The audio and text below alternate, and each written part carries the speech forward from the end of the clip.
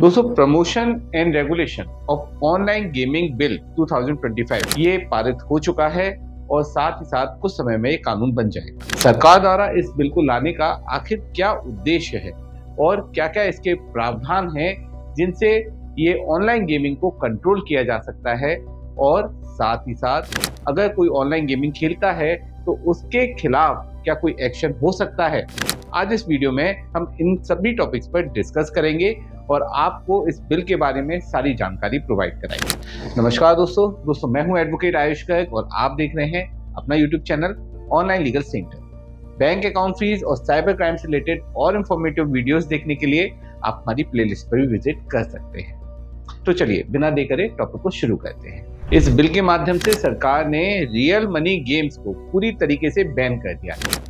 अब आप fantasy game, rummy, poker या फिर एविएटर गेम या कलर ट्रेडिंग गेम के माध्यम से पैसा नहीं जीत पाएंगे और नहीं अपना पैसा गवा पाएंगे। असलियत में सरकार इस चीज को समझती है कि वास्तव में कोई भी व्यक्ति इन फैंटेसी गेम के माध्यम से या फिर मनी बेस्ड गेम के माध्यम से जीतता तो बिल्कुल नहीं था, लेकिन अपनी मेहनत की गाड़ी कमाई वो इन गेम्स के माध्यम से गवा जरूर रहा था। इस बिल को लाने का उद्देश्य सरकार का ये भी है कि इस प्रकार के गेम्स को पूरी तरीके से हतोत्साहित किया जाए और साथ ही साथ लोगों को सेव किया जाए ऑनलाइन माध्यम से इस प्रकार के गेमों को खेलने से और अपने पैसे को गंवाने से। दरअसल दोस्तों, हाल ही में बहुत सारी घटनाएं ऐसी हुई हैं जिनमें लोगों ने बहुत मेहनत का पैसा अपना गंवाया है इन गेमिंग माध्यमों से, और साथ ही साथ में उनको लत लगी है जिससे परिवार उनके बर्बाद हुए हैं और साथ में आत्महत्या भी बहुत लोगों को करनी पड़ी है। साथ ही दोस्तों, इस फंड का प्रयोग टेरर फंडिंग में और साइबर क्राइम में भी हो रहा है।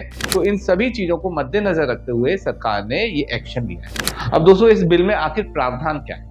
कि सबसे पहला प्रावधान है कि उन सभी एप्स को जो कि मनी बेस्ड गेम्स हैं पूरी तरीके से बैन कर दिया गया। इन गेमिंग एप्स में वो सारे गेम्स आते हैं जो कि स्किल बेस्ड भी हैं, चांस बेस्ड भी हैं, लेकिन साथ में उसमें पैसे का लेन देन होता है। इनके कुछ उदाहरण हैं जैसे ड्रीम 11, माई 11 circle, rummy app, poker, aviator games, colour trading games, ये सब इनके उदाहरण हैं और इन सभी को सरकार ने पूरी तरीके से बैन कर दिया है। अगर कोई व्यक्ति इनका संचालन करता है, इन एप्स को डेवलप करता है और इनका प्रमोशन करता है या इनमें किसी भी प्रकार के पैसे का लेन देन करता है तो उसके खिलाफ सख्त से सख्त दंड के प्रावधान किए गए।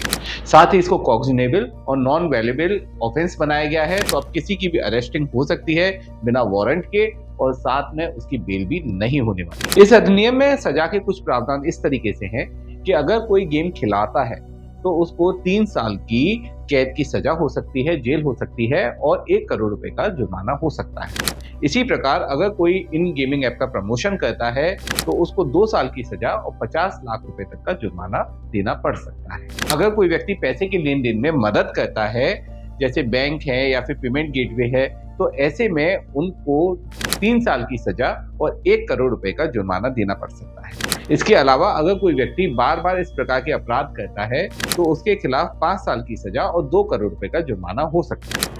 अब दोस्तों, अगर ऑनलाइन गेमिंग को पूरी तरीके से बैन कर दिया जाएगा तो फिर इस सेक्टर का होगा क्या? सरकार ने इस पे भी ध्यान दिया है और इसमें ई स्पोर्ट को और सोशल गेम्स को सरकार ने प्रमोट किया है। ई स्पोर्ट वो गेम होते हैं जिनमें पैसे का लेन देन बिल्कुल नहीं होता है, ये पूरी तरीके से स्किल बेस्ड होते हैं। अब दोस्तों, इसमें ये डिसाइड करना कि कौन से गेम ई स्पोर्ट के अंतर्गत आते हैं और कौन से गेम मनी बेस्ड गेम है, इसको डिसाइड करने के लिए एक अथॉरिटी का गठन करने के लिए सरकार ने कहा। इसके लिए national online gaming authority NOGC का गठन सरकार करेगी। इसका अधिकार है कि ये डिसाइड करेगा कि कौन से गेम इस प्रकार के ऑनलाइन गेमिंग्स हैं जिनको हम खेलने की अनुमति दें और कौन से गेम हैं जिनको खेलने की अनुमति न दी जाए।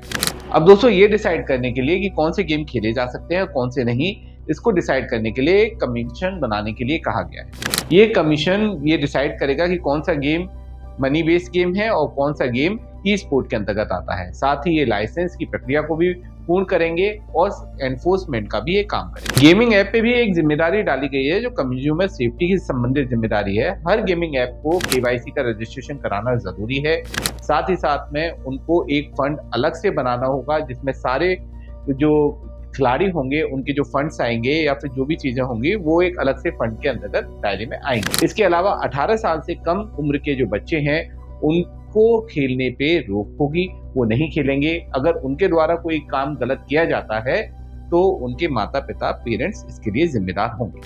दोस्तों, एक डिस्प्यूट रिजोल्यूशन ट्रिब्यूनल बनाया गया है जिसके पास सिविल कोर्ट के अधिकार होंगे और किसी भी विवाद की स्थिति में खिलाड़ी या फिर जो गेम खिला रहे हैं उनके बीच में अगर कोई विवाद है तो उसके द्वारा सॉल्व किया जाए। इसके अलावा दोस्तों, सरकार ई स्पोर्ट और स्किल डेवलपमेंट पे प्रोत्साहन करेगी। वहाँ पे सेंटर्स ऐसे खोले जाएंगे जो कि इनके स्किल डेवलपमेंट में सहयोगी होंगे और ऑफिसर्स को अधिक से अधिक अधिकार दिए जाएंगे जिससे वो इस सभी प्रक्रिया पे कंट्रोल स्थापित कर सके। अब दोस्तों, मेन बात आती है, जो ये बिल लाया गया है ये है तो बहुत अच्छा, लेकिन इसमें आखिर होना क्या है? जो गेम खेलते हैं उनके ऊपर।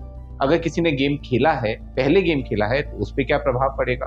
अगर कोई अब गेम खेलता है तो उस पर क्या प्रभाव पड़ेगा? अगर कोई ई स्पोर्ट खेलता है तो क्या उसके लिए कोई नुकसान तो नहीं होगा?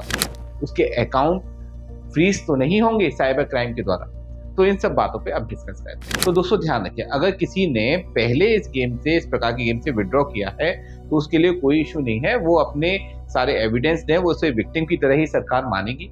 यहाँ पे कोई भी उसने गलत नहीं किया है। लेकिन अगर कोई व्यक्ति अब कानून लागू होने के बाद इस प्रकार की गेम खेलता है जिसमें पैसे का लेन देन होता है तो इसके लिए वो जिम्मेदार माना जाए। तो अब से अगर आप कोई भी गेम खेलें तो कोई भी फैंटेसी गेम नहीं खेलें, बल्कि ई स्पोर्ट या फिर कम्युनिटी से रिलेटेड जो सोशल गेम्स हैं उनसे रिलेटेड गेम्स खेलें जिसमें पैसे का लेन देन बिल्कुल भी नहीं हो, जिससे आपको कोई भी लीगल प्रोसीडिंग का सामना नहीं करना पड़े। दूसरा, अगर आपका बैंक अकाउंट फ्रीज हो जाता है, यानी साइबर क्राइम का फंड आपके अकाउंट में आ जाता है इस प्रकार के किसी भी गेमिंग ऐप से फंड विड्रॉ करने पर, तो आपके खिलाफ एक्शन जरूर हो सकता है। दोस्तों, अंत में मैं सरकार के इस बिल का समर्थन तो जरूर करूंगा और मैं ये भी चाहूंगा कि इस बिल के सारे प्रावधानों को लागू तरीके से किया जाए, पूरे मन से किया जाए, तो इस बिल का प्रभाव बहुत अच्छा ही निकलेगा।